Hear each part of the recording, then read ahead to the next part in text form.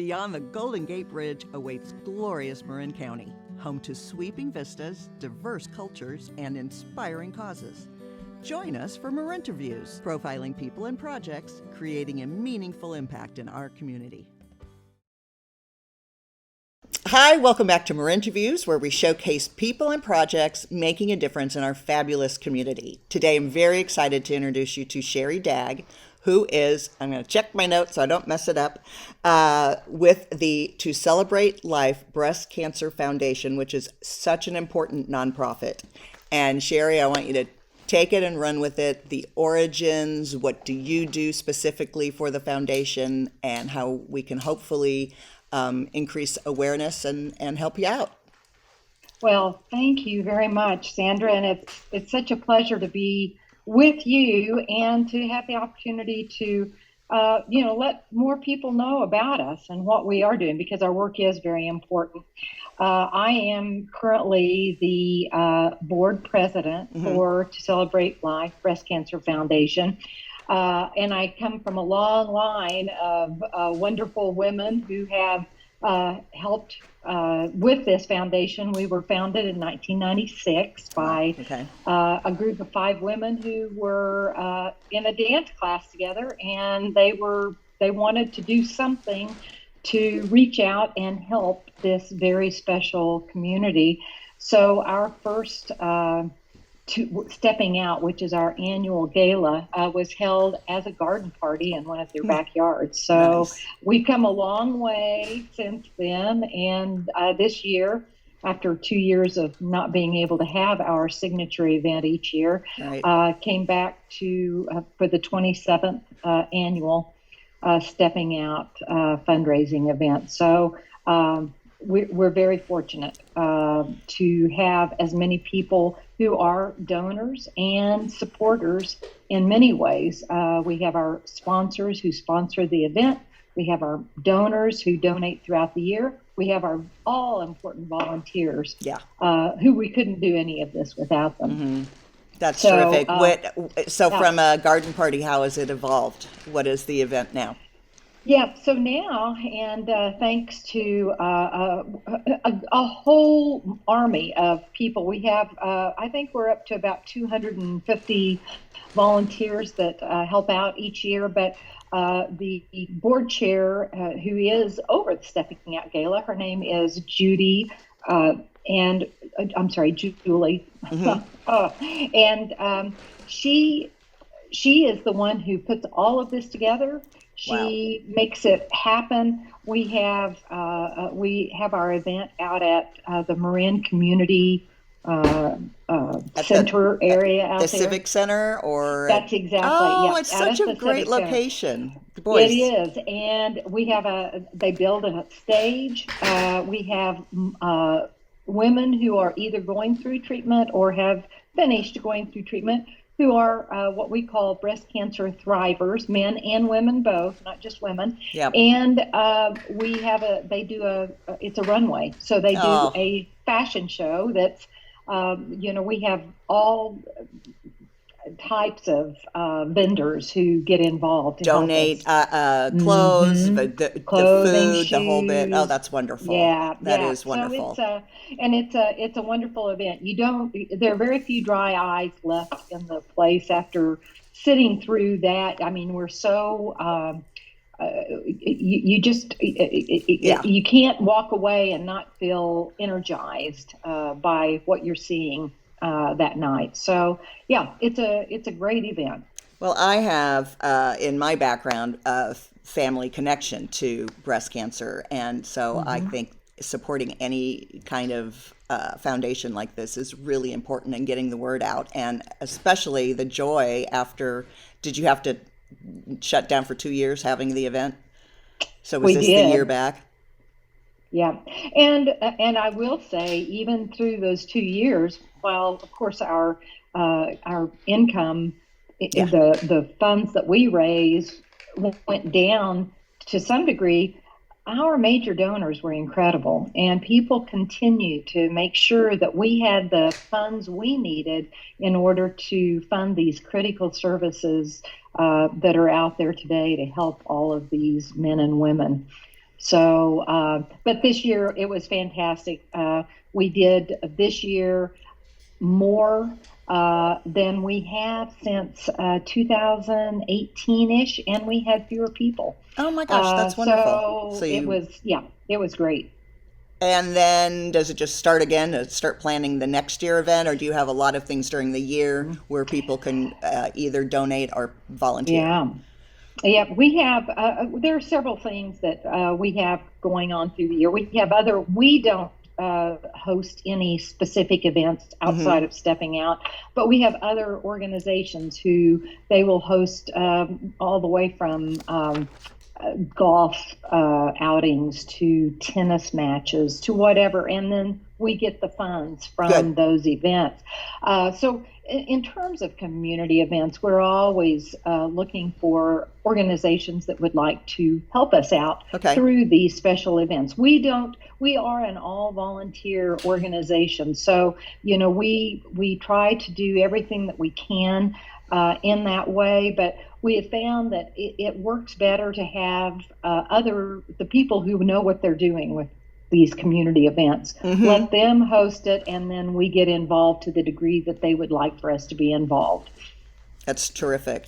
Yeah. What about information distribution? Is there a website that we can put up at the end of our interview? Is it, I'm wondering, did anything people's care fall off at all during COVID? Is it a good time to remind people, get those annual checkups, etc.? It is a good time to remind people of that. As a matter of fact, in talking with some of our grantees, who and we have more than 40 people, organizations that we fund right now who work with everything from direct services to emergency services. And one of the things that I've heard over and over is that, of course, men and women didn't come in during the pandemic because they're already compromised. So they had to be very cautious about that. True. Now that the pandemic is, we hope, winding down, but at least we're pursuing more normal activities. People are tending to not show up as much as they need to be. A lot of cancellations. So we do encourage everyone, don't put those checkups off because they're critical, and do everything you can in that way. In terms of helping others, we have a monthly giving program. You can find all of this on our website at tocelebrate.life.org. We have ways that you can volunteer. We're always looking for volunteers for throughout the year, not just for our signature event, because we're working with our grantees. We're working with getting information out to various people. So there's always something to do within our organization, and it requires a lot of feet on the ground. Right. And then, of course, just in general, donating to help these services, to help us as an organization be able to continue moving forward. So how is the research going with the money? Do you turn it right back into research? No, we are not involved in research at all. We leave that to the medical community. Yes. And for us, we do have medical community. We have doctors from the specialty areas who act as advisors to us. Good. But our money goes strictly to services, to make sure that the people who need these services are getting what they need. So we're funding all of that, but we fund no research. It's all action. Yeah. But you work in tandem. So if if a family member gets that diagnosis, the medical community says, here is one place that you could go and get support. Or is that how people know? They will. Yes. Yeah. That is one way. Yes, by directing them on our website, we list, as resources. Here are some resources. We have all of our grantees listed on our website, so that a person who might need these resources can go to our website, take a look, and say, "Hey, I need this particular type of service," and then they can contact that grantee that organization directly. We don't get involved in, getting them connected, other than that we provide the resource for the people to go directly. Well, it's just one of those things. You don't know you need it till you get the diagnosis, and then having a support group like yours can really help pave the way for all those other paths that people have to go to. That's exactly right. Yes. And, and a lot of people don't know what is available. And what makes it nice is when they go to our website, they can see we have organizations that deal in delivering food, getting people from their home to their appointments, navigating this entire murky, process of, well, how do I do this or that? So we fund, all things that you wouldn't maybe even think about. Wouldn't even realize you need. And especially, again, when you're processing, when a family is processing the diagnosis and the treatment, it's such a blessing to have resources that just take a little bit of the fear away. You just feel like, okay, I'm in a new community, a new village, and how can I navigate a new village. Yeah. And that's exactly right. And I think that's an important way to look at it, because it really, I know we've probably overused that phrase through the years, but it really does take a village. It does. It takes people at all, junctures of that journey to be able to help. So it's that's great. Wonderful. What's the most fulfilling part of what you do? For me, it's fulfilling to be able to look and see all of the services that we can provide and the differences that it really has made. We might think, oh, well, providing food, okay, that's nice, but that's important. It's not direct, but it is. It's so important. And every some step. Of the stories we've gotten back, my family had to choose between a meal and getting my medication. Oh, God, this country. No one should have to make that choice. Yeah. Our mission, just so that everyone understands out there, is to ensure that no one has to go through this process alone, that everyone should have, the resources they need. And then our vision is that no one will ever face breast cancer alone. So it's just important to, it's inspiring. I think that is. That is. I could see why that would keep you involved, and again, when you may not have the resources, or friends may not know how to help, or just having this community, I think, is wonderful. Yeah. So I just really appreciate anything else that is brewing that we need to point out, or I think, are we all?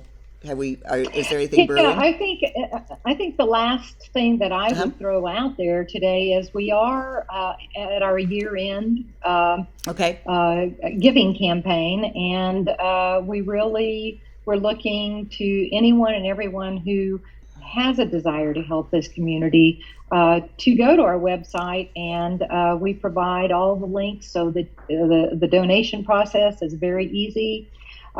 Between that and volunteer services, those are two really important things for our little organ. We are small, but we're very powerful. Yeah. And we want to continue that, and we want to be able to help as many people as we possibly can. And that is an ongoing wish. Always. That will, and we can kick it off and hope 2023 is even more successful. When does your gala usually take place?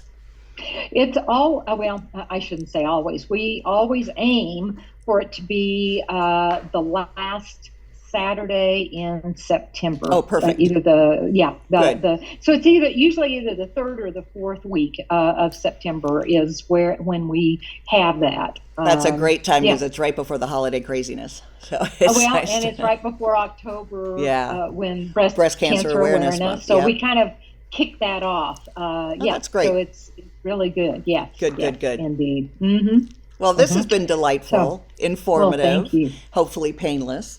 And It was great. And I appreciate all the information, and we will wrap this up at the end. We will put up all the information to your website when this gets all edited and out on our little social media platforms. But until Perfect. then, Shari, I wanted to say thank you again, and I hope to see you in the coming year. Thank you so much, Sandra. I look forward to it as well. All right. That wraps up another more interviews. And please keep in mind, if anybody out there watching has somebody that is worthwhile for me to talk to and us to showcase their project, please contact me here at More Interviews. More Interviews, produced in partnership with Marin Arts, Marin Link, Truce, and D2ISF. Please join us on our mission. Nominate a person or program to be profiled either in studio, location, or Zoom. Sponsor a segment. We look forward to working with you.